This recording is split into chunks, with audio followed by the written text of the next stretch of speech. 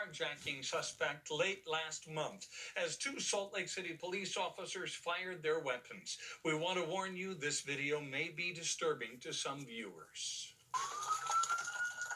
Show me your hand.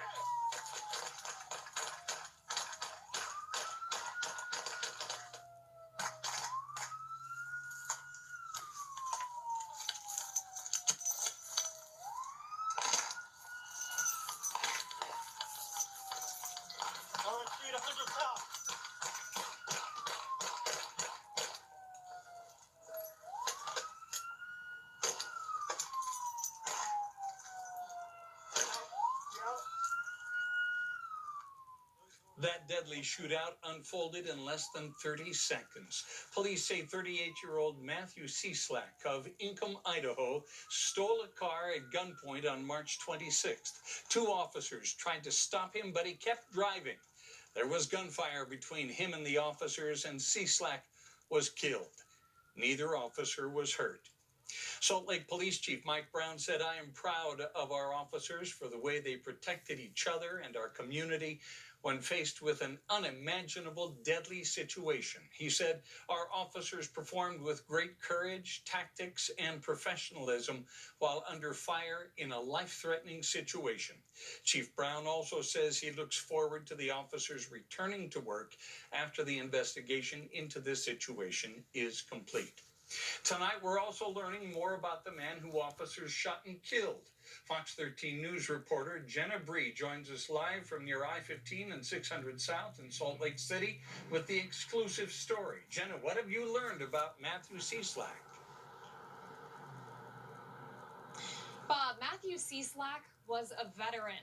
The combat medic served 1 tour in Iraq and 3 in Afghanistan. On his last tour, he was evacuated out of Afghanistan with a post-traumatic stress disorder and a traumatic brain injury. He was medically retired in 2017, and he was living up in Idaho, but he was regularly coming to Salt Lake City for treatments at the VA. I talked to his wife, Tisha, today, and she told me what happened that night, that was not who her husband really was.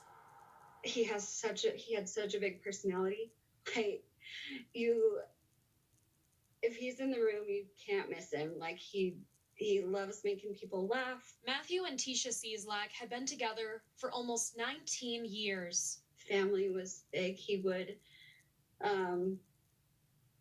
tell people that he loved them often, even friends, and some people thought he was weird, but it was very important for him to let everybody know that he loved them, and he truly meant it. Tisha was in Salt Lake City that night. She says she came down from Idaho with their 2 kids because Matthew was having bad migraines after physical therapy. She was in the hotel when her husband disappeared. This incident is so far out of character for my husband.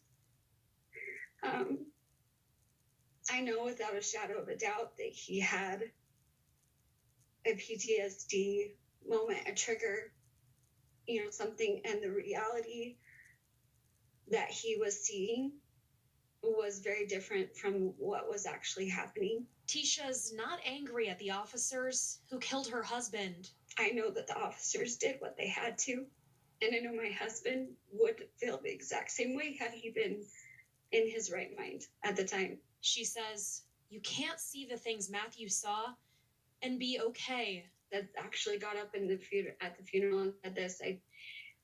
People need to understand that sometimes it is okay to be weak. It is okay to fall apart.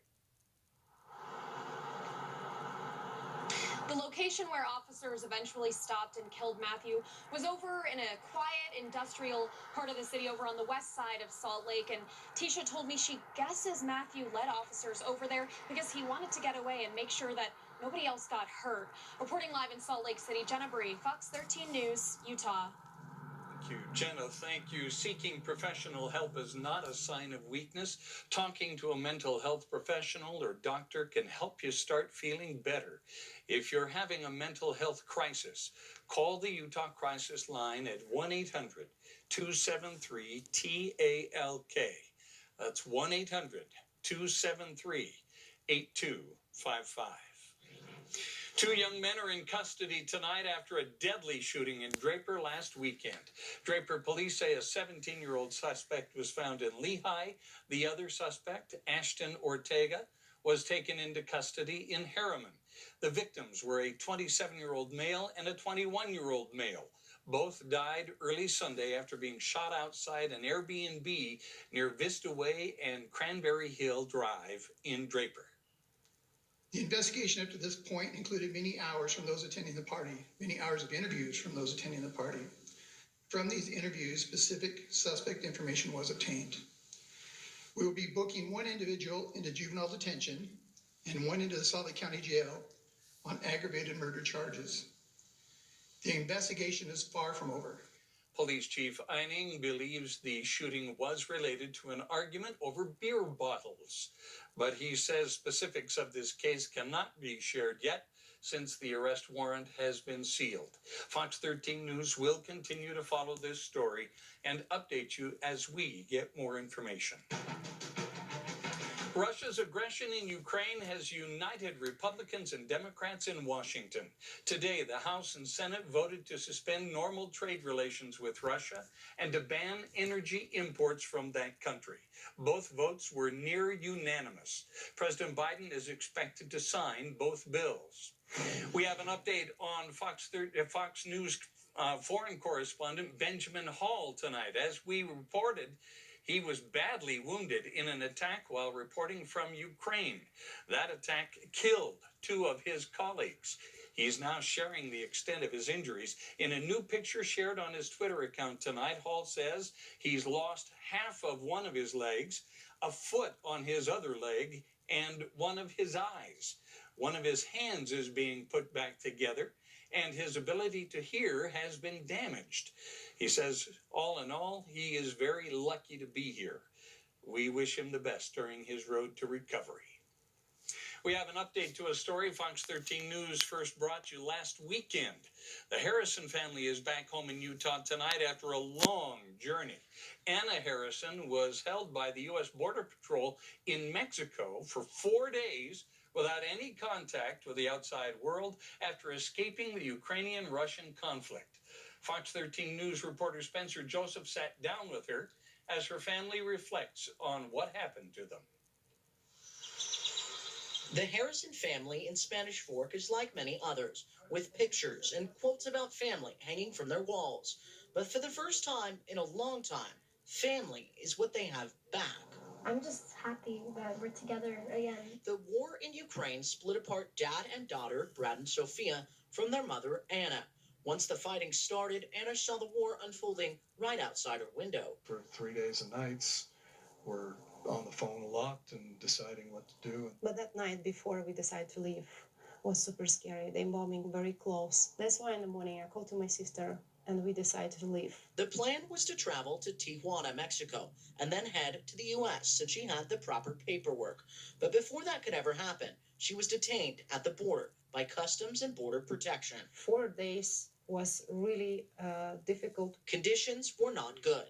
To that wall and to that TV. That was for 22 people. 22 Ukrainians who Anna helped because she was the only one that spoke English. We are 2 miles from where we think she's at. On the outside, there was no communication about what was happening. I'm hoping for them to just let her go. We were at our wits' end.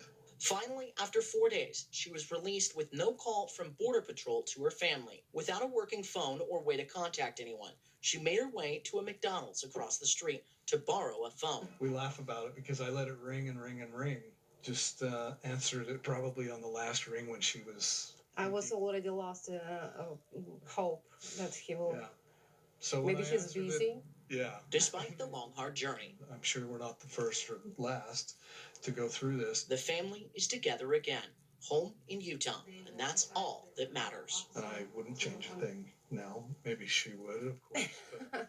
But 4 days of prison. But you know, at least we're together now.